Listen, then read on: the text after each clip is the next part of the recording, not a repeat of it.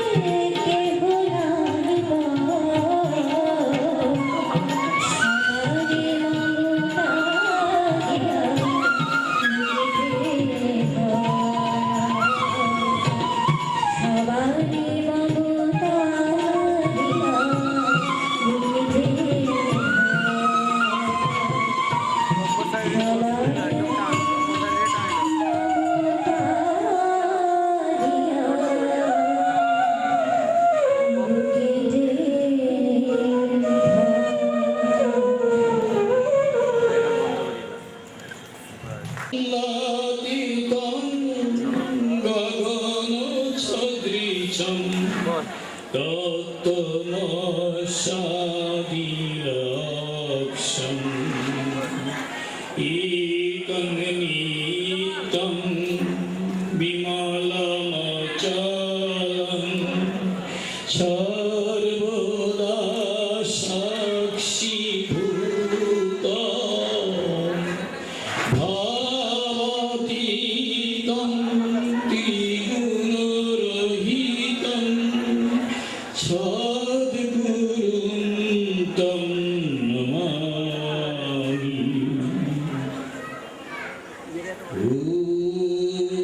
यस्मद्जातं जगत्सर्वं यस्मिन्नेव विलीयते जीवेदं धार्यते चैव तस्मै श्रीगुरवे नमः। ॐ श्रीगुरवे नमः। ॐ श्रीगुरवे नमः। ॐ श्रीगुरवे नमः। আমার আলোচনার প্রারম্ভে মদগুরু অখণ্ড মণ্ডলেশ্বর শ্রী শ্রীমৎ স্বামী স্বরূপানন্দ পরমহংসদেবের রাতুল চরণ উদ্দেশ্যে ভক্তি বিনম্র শতকোটি প্রণাম নিবেদন করছি। মদগুরুর অভেদ জ্ঞানী জগতের সকল সদ্গুরু চরণে ভক্তি বিনম্র শতকোটি প্রণাম নিবেদন করছি।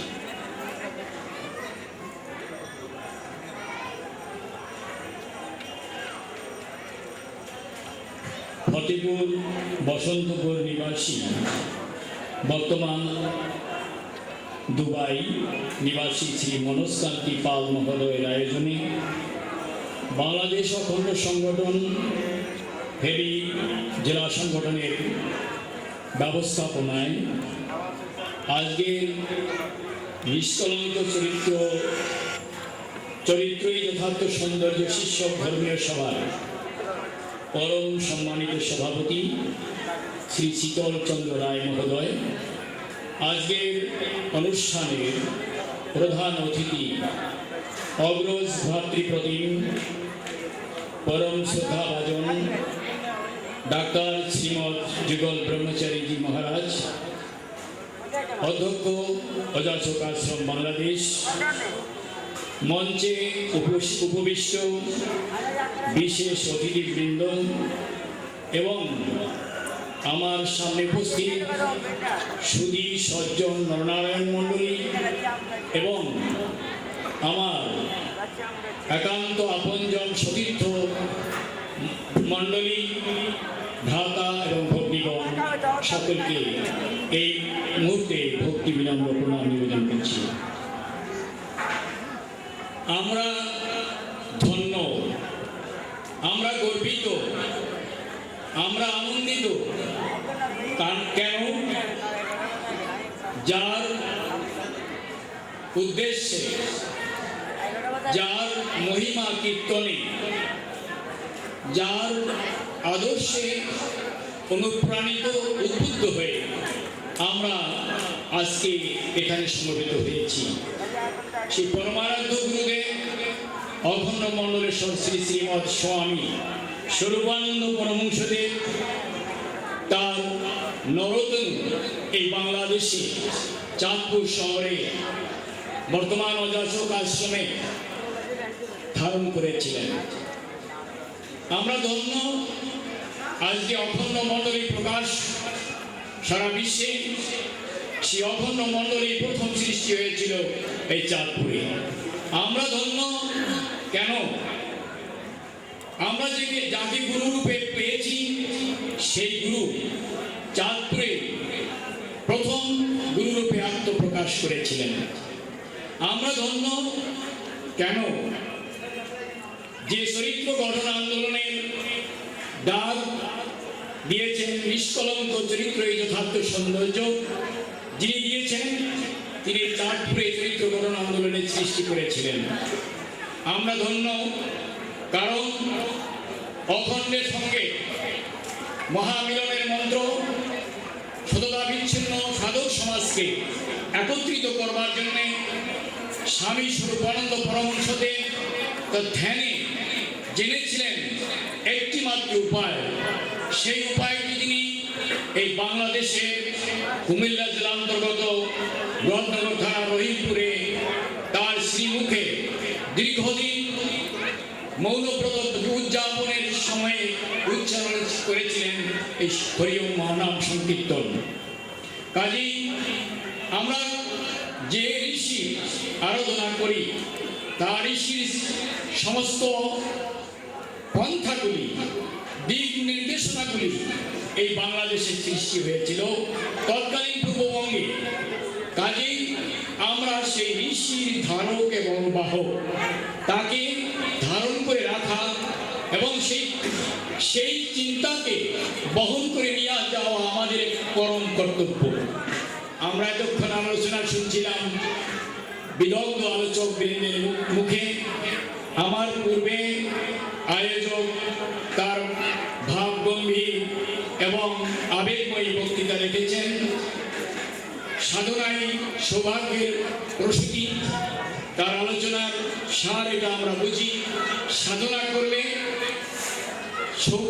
সৌভাগ্য নিজের কাছে ধরা দেয়। কি স্বামী স্বরূপানন্দের বাণী, কর্মই ধর্ম, কর্মই ব্রহ্ম, কর্মই সিদ্ধির সেতু। কর্ম দ্বারা সবকিছু হয়, কর্মের মাধ্যমেই সিদ্ধি লাভ হয়। স্বামী স্বরূপানন্দ একটি কথা বলেছেন, সেটা আমাদের জানতে হবে। সাধক রামপ্রসাদ, সাধক রামকৃষ্ণ তারা জ্ঞানী ছিলেন না, তারা ভক্ত ছিলেন, কিন্তু তারা সর্বজন্য পূজ্য। আর জ্ঞানী সর্বজন্য মান্য। জ্ঞানের সঙ্গে ভক্তি, ভক্তির সঙ্গে যদি প্রেম যুক্ত হয়, ভক্তির সঙ্গে যদি কর্মযুক্ত হয়, তাহলে আমাদের সিদ্ধির সেতু রচনা হবে। বলছিলাম চরিত্র গঠন আন্দোলন সম্পর্কে। নিষ্কলঙ্ক চরিত্রই যথার্থ সৌন্দর্য। সুন্দর একটি বাণী শ্রী শ্রী বাবামণির দিয়ে আজকে ধর্মীয় সভা। চরিত্র দিয়ে কি হবে সেই সম্পর্কে স্বামী স্বরূপানন্দ বলছেন সহজ বাণী। চরিত্রহীনের ঈশ্বর সাধনা ভুল, স্বদেশ সাধনা মিথ্যা। তুমি যদি চরিত্রবান না হও, আমার সোনার দেশ নিরাপদ নয়। স্বামী স্বরূপানন্দের সেই বাণী স্মরণ করতে গিয়ে আমার একটি কথা মনে করে বাল্যকালে ভদ্রলোকের আমার যেখানে জন্ম, শুনতাম ভোর রাত্রে কাশি পিঠে হরিবোল হরিবোল বলে। এক ব্যক্তিকে জিজ্ঞাসা করলাম ছোটবেলায় যে উনি কি কাশি বাজে কি বলে। আমার এক দাদু সম্পর্কে তিনি বললেন উনি সুদের অঙ্ক গণনা করেন, অর্থাৎ সারাদিনে যে সুদের টাকা লাগাবে কাশি পিটিয়ে পিটিয়ে ওই হরিবোল বলে। যদি ধর্মের সঙ্গে চরিত্রটি যুক্ত না থাকে, আমি যদি চরিত্রবান না হই, বৈষ্ণব দর্শনে কি সুন্দর কথা আছে, আর নিজে আসলে ধর্ম শিখাও দিবে। বাবামণি বলেছেন আগে জাগা নিজের পড়ান, তবেই তো উঠবে জেগে বিশ্ব জগৎ খান। আমি যদি না জাগি, আমি যদি শুদ্ধ না হই, আমার এই হরিবোল বলা মিথ্যা হয়ে যাবে। কাজেই আমরা এই সেই শিক্ষাই তার কাছে পেয়েছি। আর এখানে ছোট্ট একটি গল্প বলবো, আর তারপরে একটি বাণী বলে আমি আমার বিদায় নেব। গল্পটি হলো, আমি 18 বছর রহিমপুরে থাকার পরে দেশে ফিরছিলাম আমার জন্মস্থানে। সেখানে বেড়াতে গিয়ে এক সাধক পরিবারের বাড়ির সামনে গিয়ে যাচ্ছি। 18 বছর পরে আমার এক সহপাঠীর সঙ্গে দেখা। তিনি বললেন তোমরা সাধু হয়েছো বলে আমরা বিবাহ করতে পারলাম না। তা আমি জানি সেই সাধুগুলির একটা কথা, একটি চন্দনের ফোঁটা একটি মালা গলায় থাকলে তাদের বাড়ির মেয়ে দেখার সাথে সাথে কালো হোক আর ধরক বিবাহ করে। কিন্তু আমি প্রশ্ন করলাম তোমরা সাধুগুলির মেয়ে, তোমাদের বিয়ে হচ্ছে না কেন? বলছে সেই জিনিস আর নেই, মালা দেখে চন্দন দেখে আমাদের পছন্দ করে না। চলতে চলতে ফিরে এসে পথে পথে ভাবছি যে এই চন্দনের ফোঁটাটি আর মালাটি দেখেই বিবাহ করতো না, পছন্দ করতো না। সেই সম্পর্কে স্বামী স্বরূপানন্দ বলেছেন বিশ্ব বরেণ্যে নেতা বিশ্ব বরেণ্যে মহাপুরুষ মহাত্মা গান্ধী। গান্ধীজি জন্মিবার পূর্বে তার পিতামাতাকে কেউ চিনত না, কেউ জানত না, কোনোদিন ভাবেও নি তার পিতামাতার কথা। কিন্তু গান্ধীজি পরবর্তীতে কি তারা গান্ধীজির মতো নমস্য প্রণয়ম্য হবে? এটা একটি প্রশ্ন। তারপরে লক্ষ্য করি ভগবান শ্রীকৃষ্ণ পৃথিবীতে আবির্ভূত হয়েছেন কংসের কারাগারে। বাসুদেব দেবকীর মতো কত মানুষ মারা গিয়েছে। যদি ভগবান শ্রীকৃষ্ণ জন্মগ্রহণ না করতেন, বাসুদেব এবং এই দেবকীকে কেউ চিনত না, কেউ জানত না, কেউ উচ্চারণ করত না। কাজেই ত্রিকাল বরেণ্য মহাপুরুষ, অলৌক সামান্য মহাপুরুষ, যুগ অবতার ভগবান শ্রীকৃষ্ণ আমাদের সকলেরই প্রণম্য, সকলেরই নমস্য। কিন্তু ভগবান শ্রীকৃষ্ণ চলে যাওয়ার পরে তার পুত্র প্রজন্ম, তার কেউ নাম আমরা জানি না, তাকে কেউ স্মরণ করি না। এখানকার ব্যক্তিগত সাধন হইল ভগবান শ্রীকৃষ্ণের ব্যক্তিত্ব উপরে নির্ভর করছে, এটা বংশ পরম্পরায় না। তারপরে মিথিলার রাজা শুদ্ধধনের পুত্র শ্রীবুদ্ধ জন্মগ্রহণ করবার পরে তার পিতাকে সবাই চিনতে পেরেছে, তার মাতাকে সবাই চিনতে পেরেছে। বুদ্ধদেব চলে যাওয়ার পরে তার পুত্র রাহু ভিক্ষু ধর্ম গ্রহণ করে, সন্ন্যাস ব্রত গ্রহণ করে বৌদ্ধ আশ্রমে এসেছিলেন। রাহুলকে বুদ্ধদেবের মতো কেউ পূজা করেনি। এখানেও তার ব্যক্তিগত সাধন। কাজেই স্বামী স্বরূপানন্দ একটি জিনিস আমাদের উপহার দিয়েছেন, সেটি হলো বংশ পরম্পরায় সাধন, অর্থাৎ বংশানুক্রমিক চেষ্টা। যদি আমরা বংশানুক্রমিক চেষ্টা না করি, প্রজন্মের মতো আমাদের কেউ স্মরণ করবে না। স্বামী স্বরূপানন্দ সেই শিক্ষাটি আমাদের দিতে চেয়েছেন, যে শিক্ষা গ্রহণ করলে 300 বছরের পরে মানুষের প্রতি ঘরে ঘরে বাড়ি হয়ে গরিব নিবাস, এই মোর হৃদয় রাস। 9টি প্রজন্ম ধরে আমাদের এই চিন্তাধারা যদি চালিয়ে যেতে পারি, তাহলে আমাদের আদর্শ, আমাদের স্বামী স্বরূপানন্দের চিন্তাধারা বাস্তব রূপ ধারণ করবে। আসুন আমরা তার 9শত প্রজন্মের চিন্তাধারাকে আমাদের মধ্যে প্রমাণিত করে, ক্রমান্বয়ে চালিয়ে গিয়ে আমরা আদর্শবান হতে পারি, নিষ্কলঙ্ক চরিত্র অধিকারী হতে পারি। প্রতিটি সন্তানকে আদর্শের সঙ্গে গরিবিত বলে মনে করি। আদর্শ একদিকে, সততা একদিকে, আর একদিকে পতন। আমার অসম্ভব অসহযোগিতা, আমার অসম্ভব দুর্ভাগ্য আমার কাছে নেমে এসেছে, তবু আমি আমার আদর্শ থেকে বঞ্চিত হব না। এই প্রতিজ্ঞা যদি আমাদের থাকে, তাহলে আমরা আদর্শকে গ্রহণ করতে পারবো, আদর্শকে পালন করতে পারবো।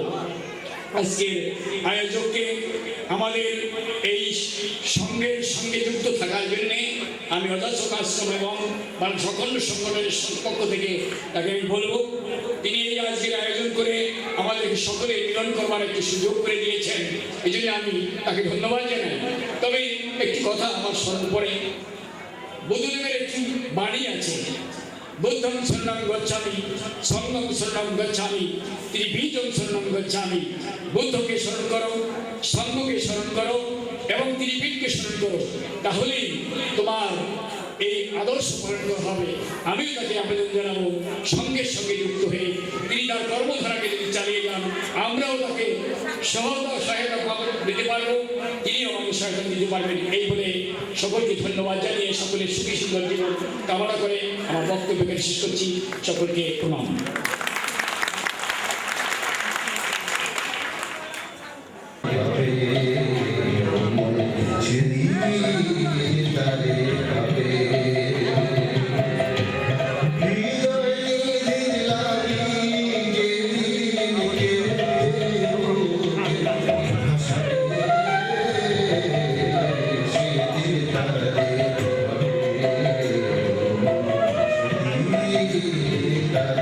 Thank you.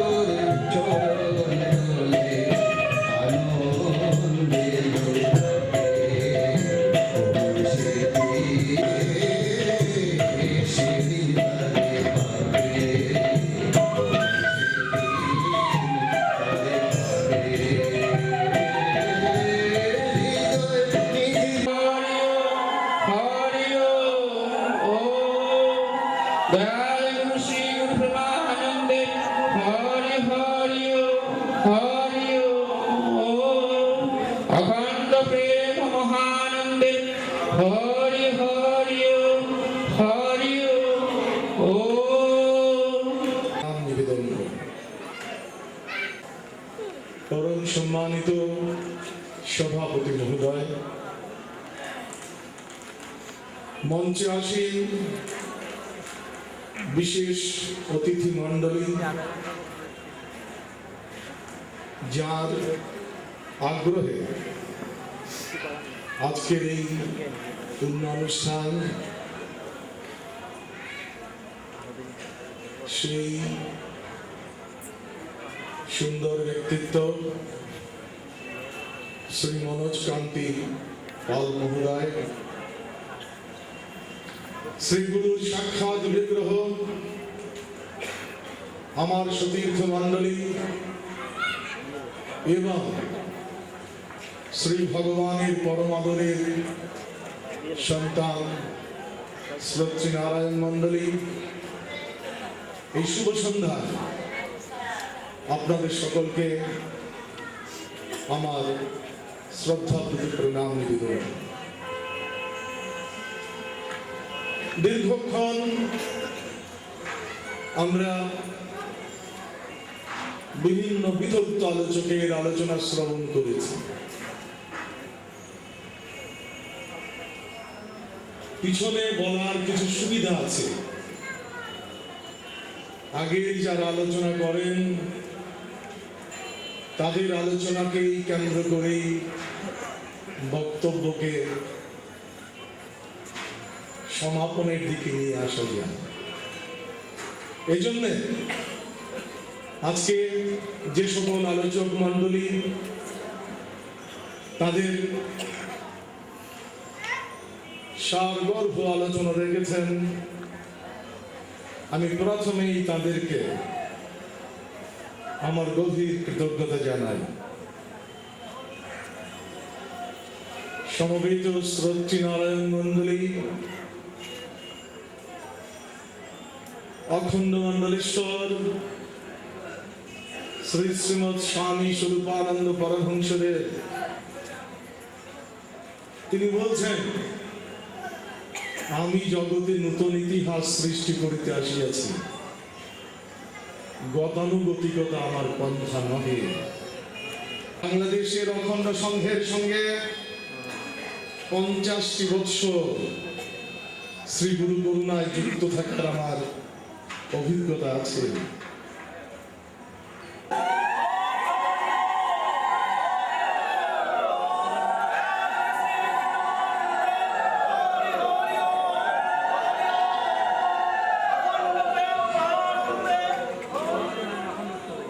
আমরা ভিন্নভাবেও অর্থ ব্যয় করে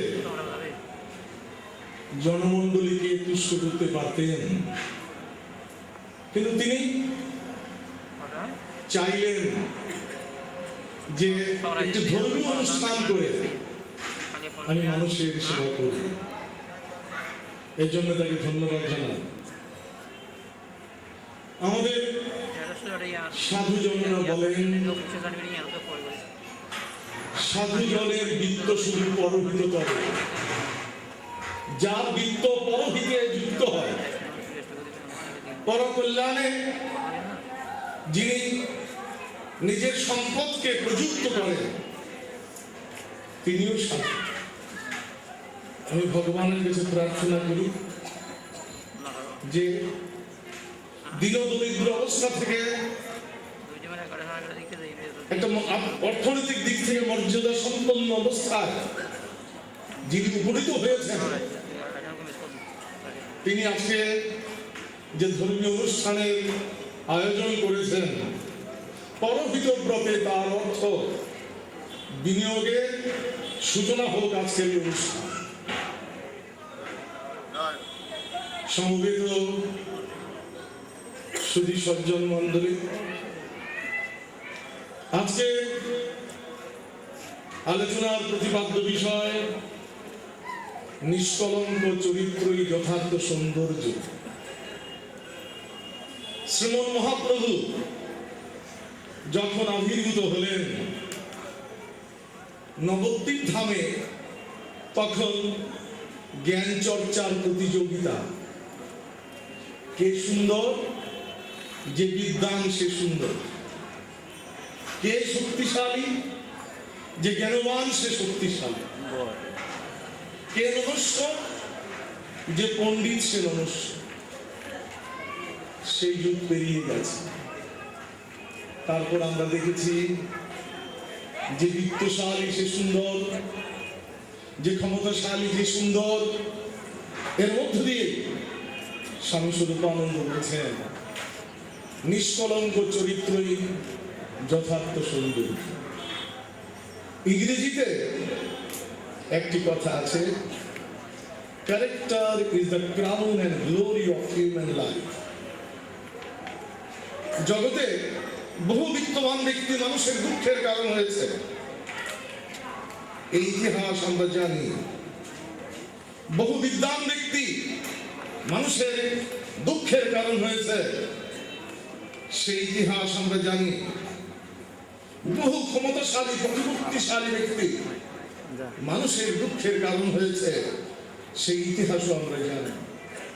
কিন্তু কোন চরিত্রবান মানুষ মানুষের দুঃখের কারণ হয়েছে, এই অভিজ্ঞতা মানুষের এখনো হয়নি। এই জগতে সবচেয়ে নিরাপদ ব্যক্তিকে, যে চরিত্রবান সেই হচ্ছে নিরাপদ ব্যক্তি। চরিত্রবানের হাত কখনো মানুষ বিপন্ন করে না। চরিত্রবানের হাত কখনো মানুষের শান্তিকে বিঘ্নিত করে না।